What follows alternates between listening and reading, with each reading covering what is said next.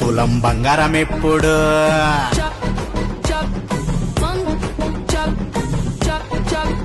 2500 ఎప్పుడు,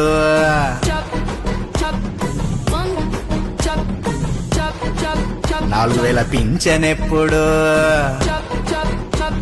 స్కూటీలు ఎప్పుడు,